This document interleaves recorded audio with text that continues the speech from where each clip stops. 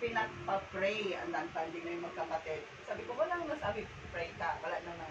Pero ang ginawa ko, or talagang sila, ano ako ni God, yung kapatid ko, yung may breast cancer pass, yung naoperahan, yung natulog siya dun sa hotel, tapos bigla akong, wala namang nagano sa akin, pero bigla ko siyang niyakap. Iyak pa naman ako ulit. Bigla ko siyang niyakap, tapos sabi ko, Lord, bigyan mo ng abundance yung kapatid ko, ganon-ganon. Tapos, ayun, tapos yung mama ko din, sinabihan ko din, hanggang naghahag kami, sinabihan ko na, bigyan mo siya ng mahabang buhay na walang sakit, kung may sakit, o paras ko, medyo masakit man sa puso niya, or sa sakit niya, wag na lang. Pero kung bibigyan niya siya ng kahit mga 15 years, or ano, mga 95 na siya doon, basta wala siyang sakit, healthy siya. Tapos, ayun, din, na-share ko din yung sa kapatid ng, ano ko, ng kapatid, asawa ng kapatid kong bunso, seaman yun, kasi nga nag-reunion kami. Sabi ko, doon kami sa, ano, sa SM, ano pa, yung malapit sa Seaside, Cebu. Doon kami, tapos sabi ko, bakit kaya Louie yung ang dagat no pag alas 4, alas 5, maglolow tayo, no? Sabi niya, oo nga, no? Saan kayo pupunta yan? Sabi niya, ay, ewan ko kasi hindi ko napag-studyhan yan. Ang galing ni God, no? Talagang pag alas 5, talagang bumababa talaga siya. Yung mga ganon ba? Tapos, yung kapatid kong babae, tumatahimik lang, yung basic lang siya, pero Parang pamayat sinasabi ko din na, paano kaya si God, no? Tapos si Paz, nagkakape kami noon. Ito na sa pagkakataon ko, hindi niyo ako pinagpa-pray. Hindi ko kunin ko na kayo sa magandang bagay. Ayun. Tapos sabi ko, paano kaya kung si God, no, magbibigay ng 70% oxygen sa atin? Hindi ko man yung kapatid kong babae. Sabi ko, wala humihinga tayo na medyo 70% lang na gumaganon tayo. Tapos ina-adore natin siya kasi minsan nakalimutan na yung iba. Napapansin na yun ng, ano, ng asawa ng kapatid ko. Pero, wala, hindi sila kumontra, basta alam ko naiisip na nila yun habang kami bumabiyahe. Tapos yun, at pasalamat din yung kapatid kong babae kasi sabi niya, ang dami kong order, nandito ako sa biyahe, papunta naming Dapitan, Rizal. Ang dami kong order, sabi ko, nagpa-pray kaya kita nabigyan ka ng abundance para hindi ka stress kasi pangit sa bagong opera na ma-stress. Hindi namatay. Naman ang ibang bukod. Sabi nila, thank you, magaling mo ka, gumaganon mo sa akin. Ayun, napatunayan ko sa sarili ko na kahit saan man ako pumupunta, andyan pa rin si God sa akin. Parang isa na dyan si God sa akin. Ayun, yun lang. Tapos, ano naman, sa study of Bible naman, yun. Pang ano yata ako, 13, 14, 15 ako. Sabi ko, God, bahala na to. Ayun, nakaraos naman ako. Sabi ko, nakaraos naman ako. Naintindihan niyo ba yun? Diba? Maganda naman ang ganun.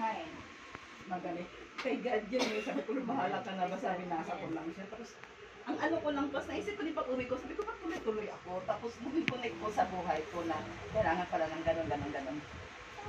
Ayun, nandiyan talaga si God sa akin. Salamat kay God. At saka, salamat din dahil, nagsimba ako nung Sunday. At saka sabi ni Pastor na kung sino mo pa-line up dyan, magpa-baptize. Ayun na, sabi ko, parang ako na yan. At saka, time din kasi yung anak ko wala pang pasok. August 15 pa yata pasok niya. Kaya sabi ko, may time ako maghiwalay. Kumbaga, kung may order man sila na. Ayun, basta ipe-prepare ko lang. Tapos, ang dami ko pa sa salamatan. Ayun pala, Pas. Yung nasa Dapitan kami, Mindanao to Cebu, Oslob, Cebu, nakaranas ako ng habang. Grabe, ganun, nagkakape kami, gumaganon yung kape, nagkaganon kami, gumaganon yung kape. Kasi one day na lang, bagyo na dito. Tapos, gabi kasi ang biyahe namin, meron nang nagka-cancel talaga. Kaya sabi ko kayo, salamat kay God kasi, early booking yun eh, hindi ka pwede makancel. At saka, may order kami kinabukasan, kailangan. Salamat kay God kasi hindi niya ako pina-atras, hindi niya ako pinaano. Yun talaga ang oras ko kasi kinabukasan ay bagyo na. Ayan, salamat kay God. Tapos, sabi pala ng asawa ko, nandito na kami sa Maynila, sabi niya, nandito na naman tayo sa stress. Kasi stress naman. Traffic, ganun. Tapos, pero salamat pa rin kasi binigyan tayo ng isang linggong walang pollution. Kasi nandun kami sa mga nandun kami sa mga yung mga bukirin, mga ganun ba, natural lahat. Sino ba Ayun yung pa, cellphone mo, be? i-line up mo na ako. Sino ba? kung kailan ang Pinsan. ano yung bus, ay kailangan Hindi mama mo. Sunday, ano ka? Sunday, ano oras. After seminar, no? After church, may nasa After church. Ah, sige. Sandali lang. Saglit lang yan ate Ana. Isa pa kayong tatlo na kayo ngayon. Tatlo. Tatlo na. Ay, ano ka? Sama ka na Lindel. Sama dito, apat na. Pas, hindi ko marunong lumahoy. Sabi na ba si Ivan Paz? Si Ivan. Ano kasi Bababaw naman yung Sa is- Sa Nag-school pa kayo. Office ni Pastor. Mga lima lang kayo dyan kayo sa loob ng church mismo. Very good. Very good.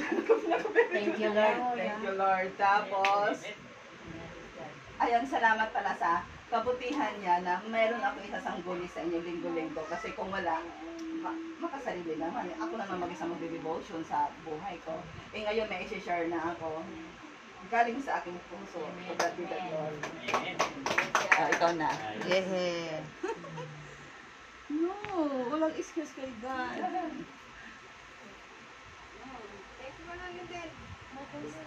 Start mo na yan eh. Magpapabaptize ka sabi ko. Magpapabaptize ka sabi mo. Diba? Sabihin mo lang, thank you Lord. Sunday na start. Sa pag-iingat. Ganun lang. Oh.